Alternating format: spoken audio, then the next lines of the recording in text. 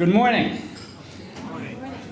I especially appreciate those people in attendance who received their invitations to the royal wedding, but sent their regrets to the Queen because they thought it more important that they be in Akron, Ohio. So to those who turned down the Queen, and to everyone else, welcome to the 25th Annual Ohio Employee Ownership Conference. My name is Bill McIntyre. I'm the Program Director for the Ohio Employee Ownership Center. For the official welcome, it would have been a pleasure for me to introduce Kathleen Clyde, Ohio State Representative for District 68, which serves portions of Portage County, including the city of Kent and Kent State University. However, earlier this week, she informed us that she's a newly elected representative, and she was assigned to a committee, which is always good if you're a newly elected representative. And the first meeting of the committee was at 9 o'clock this morning, and which would be like right now. And I said, well, Kathleen, you're pretty good, but my guess is you can't be in two places at one time, so she's not able to be here with us today. She serves on the Agriculture and Natural Resources Committee, Finance and Appropriations Committee, and also State and Government Elections Committee. So even though Kathleen is unable to join us in person, she said that she would be with us in spirit. And on that note, I welcome all of you, and let's begin the 25th Annual Ohio Employee Ownership Conference. First, I wanted to note that we really appreciate the support of the Ohio Department of Development for this conference and for making possible all the work that we do throughout the year at the OEOC. In fact, if you pull out your conference programs, you'll note on page 47 a full list of conference co-sponsors. And the breadth of co-sponsorship that you see on that page reflects the broad-based support of employee ownership in Ohio. There's ESOP companies, employee-owned cooperatives, public sector organizations, community organizations, business organizations, labor unions, and churches. It's that breadth of support for employee ownership that helps make Ohio a national leader in the field of employee ownership. Further, this support reflects the fact that employee-owned companies are building a better Ohio economy, an economy with broader ownership, better wages and benefits, and which anchors capital and retains jobs in our communities. Please check some rather convincing statistics in support of employee ownership in Ohio on pages 48 and the inside back cover of the conference program. I'll quote a couple of them to you. In comparison with matched non-ESOP companies, ESOP companies with a participatory culture have 12% higher wages, 2.5 times greater retirement accounts, 4.5% higher productivity, 2.7% improvement post-ESOP in return on investment. And you might think that 2.7% isn't much, but if you do the math, over a lifetime, it can mean that your retirement account is triple what it'd be without that silly little 2.7%. Over the years, the OEOC has worked with a number of companies that have become employee-owned. Through June 30th of 2010, 89 companies that the OEOC has worked with have become employee-owned, creating 14,658 employee owners, and that was the statistic as of the date of the transaction. Obviously, in many cases, those companies are a lot larger now, so there's much more than 14,658. But in 2008, total wealth for employee owners created by the companies the OEOC has worked with exceeded $344 million. And even in this era of billions here and trillions there, $344 million in wealth for employee owners is pretty good. Once Ohio companies become ESOPs or employee-owned cooperatives, many of them join our network of employee-owned companies. That has turned out to be a very rewarding decision for those companies. In 2000, the average ESOP retirement account per participant for companies that were members of our network for more than 5 years were 42% higher than for those ESOP companies that were never network members. And by 2004, the most recent data that we've been able to analyze, the network member ESOP accounts grew an additional 22% versus only 16% growth for those ESOP companies that were never network members. So for information on joining the network, please go to our website, www.oeockent.org, or talk with Karen Thomas. Karen is at the head table. Wave, Karen. See Karen about joining the network. She'd be happy to accommodate you. I also want to express our appreciation for the support of the professional firms whose ads in the conference program help pay for the costs of this conference and keep the registration costs low for participants. Special appreciation also goes out to Jim Steicher and Tina Fisher. If you guys are here, please stand or wave. There's Jim all the way in back behind the flowers. And I haven't seen Tina, but, oh, there she is. She's waving. They are with SES Advisors and also Steve McGowan.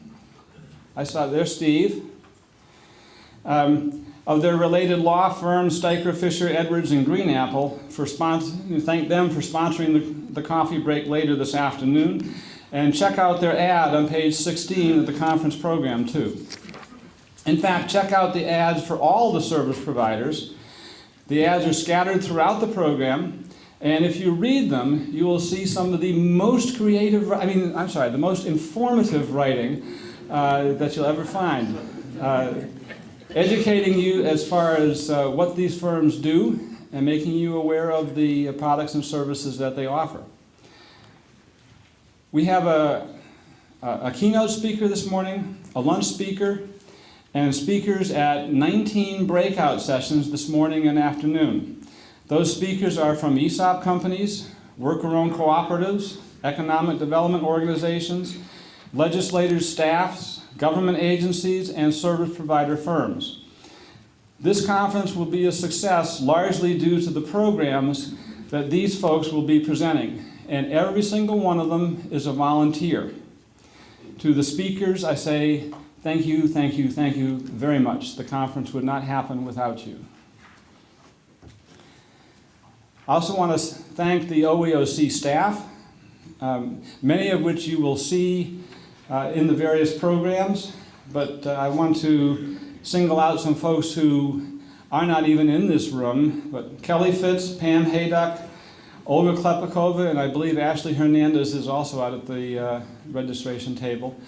But if we could give a round of applause to these folks, because these are the folks who do all the behind-the-scenes work to make this conference a success. So please join me and be loud enough that they can hear.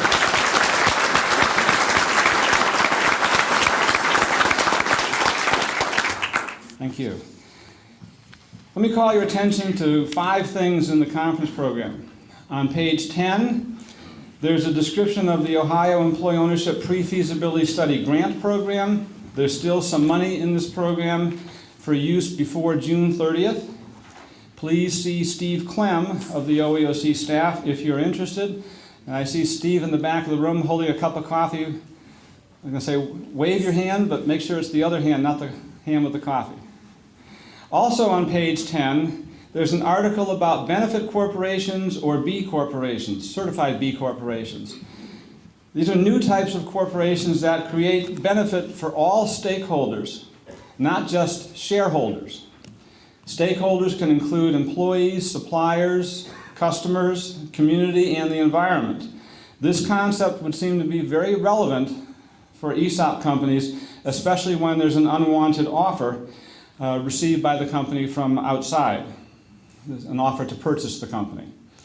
We have a breakout session on benefits and certified B corporations this morning in the boardroom. I would encourage anybody who might be interested to attend. This is a new topic. We're excited about it and think that the ESOP world should get excited about it.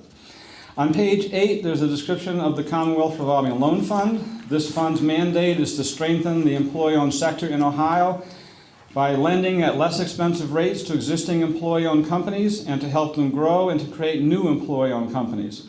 With the growth of the fund, we can now lend up to $250,000 to a single borrower, and we want to put this money to work.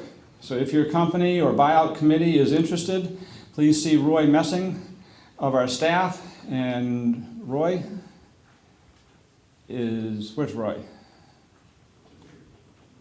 There's Roy in the back of the room. See Roy if you're interested.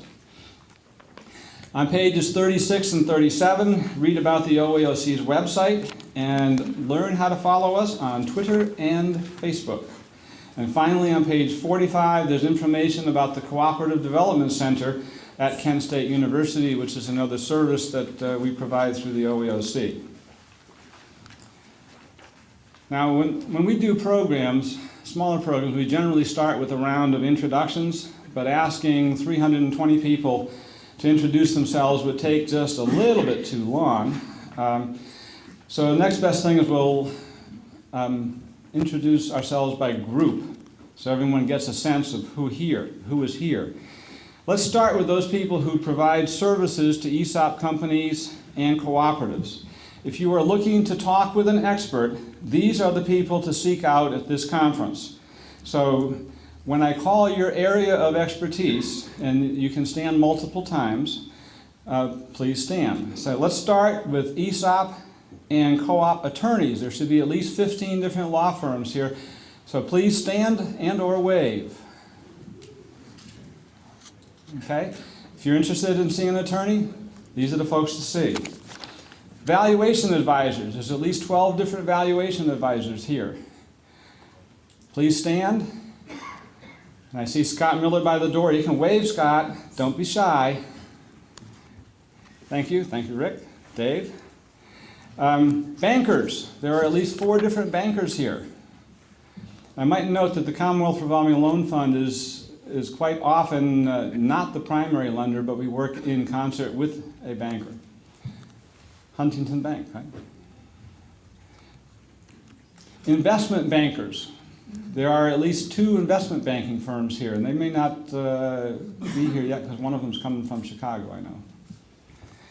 Financial advisors. There are at least 14 different financial advisory firms. Please stand. Okay, you're very shy. 1, 2, 3, 4, 5. Keep. Okay, thank you. Organizational development or ownership culture specialists. Please stand. All right. There's at least 7, but I counted 3 anyway. ESOP trustees. There are at least 6 have registered. Thank you. Accounting firms. There are at least 9 that have registered for the conference. See, the accountants stand up. And they have lots of time available now because it's after April 15th. Firms that do ESOP administration, otherwise known as TPA, third-party administrators. I was going to say, I know the Crow-Horvath people are here because there are 13 people from Crow-Horvath. ESOPs have several hurdles and obstacles for companies to deal with, but the hurdles tend to be low and the obstacles tend to be skinny. The main thing is not tripping over the hurdles and not bumping into the obstacles. These professionals that we have just introduced know where the hurdles and the obstacles are. Consult these professionals to make sure that you can safely step over the hurdles and walk around the skinny obstacles. So let's give a hand for the professionals on whose advice we all depend.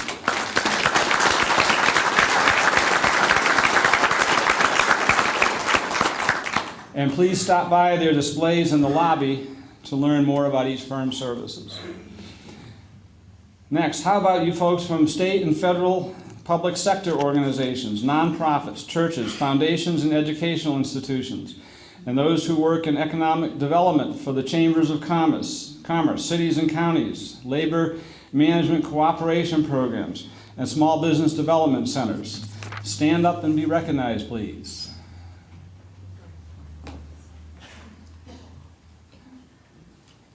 Thank you. These are the folks that we turn to for public sector expertise and aid. Let's give them a hand also.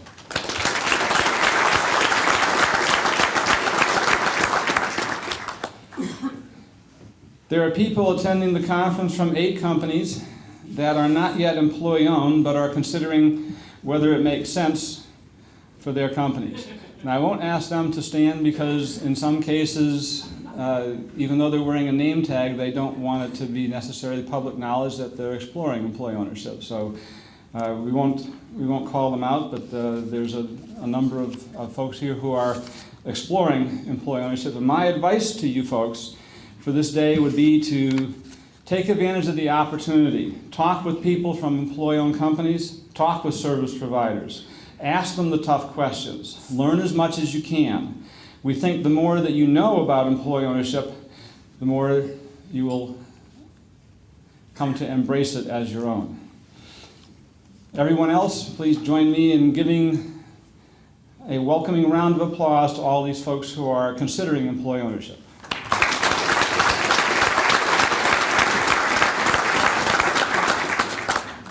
And last but not least, let's recognize the employee owners from the 39 employee-owned companies in attendance this year. As I call your company's name, all employee owners from those employee-owned companies, please stand and remain standing until I call the names of all the companies. Allied Mineral Products, Bardens and Oliver. Hello, Bill. Hi, Tom. Buckeye Corrugated, CareStar, CDS Associates, there's Mark, Columbia Chemical, I saw Martin earlier, Comstock Advisors. Comstock is not only a valuation firm and financial advisor, but they are an ESOP company, Rick Sluter. CTL Engineering. Delta Systems. I saw Marge earlier. There she is. EBO Group. Saw a bunch from EBO there. Evergreen Cooperative Laundry. Medrick. Falcon Industries, Fastener Industries, there they are, that's our Pat in the group, Flywheel Tech Collective, far left, GBS Corporation, Grand River Rubber and Plastics, a new ESOP company, Janata and Herner, Joy Cone, Lockery Manufacturing, got the center table staked out, Manteline Corporation, Martindale Electric, saw them earlier, oh there they are, Dave and Jim and crew, Midwestern Industries, O'Neill and Associates, down from the Dayton area. Queensgate Food Service, I believe first-time attendees at the conference. Welcome. The Original Mattress Factory, a new ESOP. There they are. The Oswald Companies. Paquin Company. Perry Corporation. Down in front, or up in front. Prentke Romick, PRC.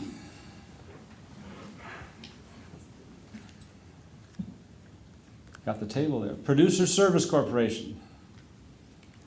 One of the first companies that the OEOC worked with. Project and Construction Services. Rabel Machine. Scott and Carolyn. Ruther Mold. I saw Jessica earlier. There they are. Respex Food Markets. Ed Schmidt's here somewhere. There he is, all the way. in the back. R.J. Martin Electrical Contracting. The Robbins Company. The Rulin Company. Smith & Schaefer from down near Cincinnati.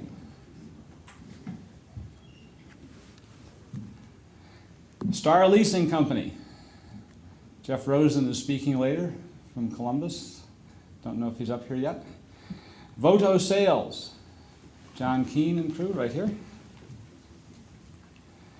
And the Wilbert Company. Okay.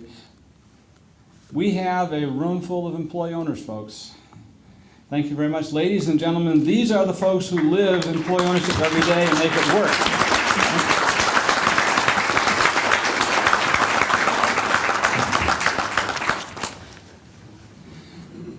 A word about the organization of the conference. After this morning's general session, we have 7 breakout sessions. 1 on basic education, 2 on ownership culture, 2 on ESOP technical issues, 1 for non-ESOP companies, this is for retiring owners considering selling to their employees, and for employees and managers considering whether they should buy their companies. And we also have a track for employee-owned co-ops. Let me draw your attention to 3 of the breakout sessions during the day that might be of special interest to you. First, from 10:30 to 12, in addition to the benefit or B Corporation session, there's a session on the new Department of Labor proposed regulation to consider valuation advisors as ESOP fiduciaries and the impact of that proposed regulation on ESOPs. Secondly, from 3:15 to 4:45, you might be especially interested in our panel's presentation of what ESOPs are doing regarding health care, particularly in light of the new Health Care Act. Third, also from 3:15 to 4:45, there's a session devoted to the Mondragon Cooperatives model. After you hear our keynote speaker this morning, you may want to continue learning about Mondragon and its applicability to the United States. Let me digress for a second. One comment about the Mondragon Cooperatives. When I first heard about the Mondragon Cooperatives in Spain and that they have been established by monks, my immediate impression was of a small group, and I'll be blunt here, this was what my impression was, a small group of kami pinkos who sat in a cave and gathered around the fire each night and sang Kumbaya, or the Spanish version of Kumbaya. While that might be cute, I thought that Mondragon would not have much relevance for employee ownership here in the United States. Let me digress another thing. Speaking of the United States, what do we really want to accomplish with employee ownership? I would say that our ultimate goal is to change our society by changing the way companies do business and by allowing all employees to share in the wealth they help create, rather than just 1 or 2 owners reaping the benefits of successful companies. Well, folks, the Mondragon Cooperatives have accomplished that change for their society. The Mondragon Cooperatives are very successful businesses, and they dominate the economy in their area of Spain. And they are not a small group of kami pinkos singing Kumbaya. They are business folks. They are 85,000 employee owner members of the Mondragon Cooperatives. We can learn a lesson from Mondragon. I'm excited about the program we have put together for you today and hope that you will find it stimulating, educational, and there's nothing wrong with having some fun. So enjoy yourself.